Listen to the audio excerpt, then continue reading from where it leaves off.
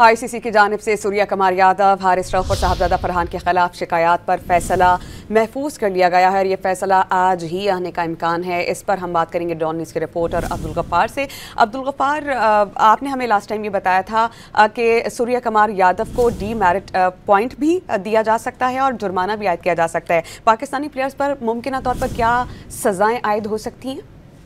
समिया, बिल्कुल सेम ही सिचुएशन रहने का इम्कान है, क्योंकि आज दोनों खिलाड़ियों की तलबी हुई और मैच रेफरी रिची रिचर्डसन, जिन्होंने कल सूर्या कुमार यादव की भी जो है हेयरिंग की थी, पाकिस्तान टीम के जो मैनेजर हैं, इसी तरह टीम मैनेजमेंट वो भी मौजूद थी। सवाल खिलाड़ियों से काफी सख्त सवाल हुए, जवाबात तो उन्होंने दिए, लेकिन हमें जरा कंफर्म करते हैं कि चूंकि दोनों बोर्ड ने एक दूसरे के खिलाफ संजय कंप्लेंट की है कि सेंटीमेंट सर्ट हुए हैं और एक दूसरे के खिलाफ बाकायदा, तो ये फिर मामला बड़ा हो जाता है। शायद अगर ये दोनों बोर्ड एक दूसरे के खिलाफ कंप्लेंट ना करते तो बात यहाँ तक ना आती, लेकिन आईसीसी ने कंप्लेंट के बाद ही हेयरिंग की है।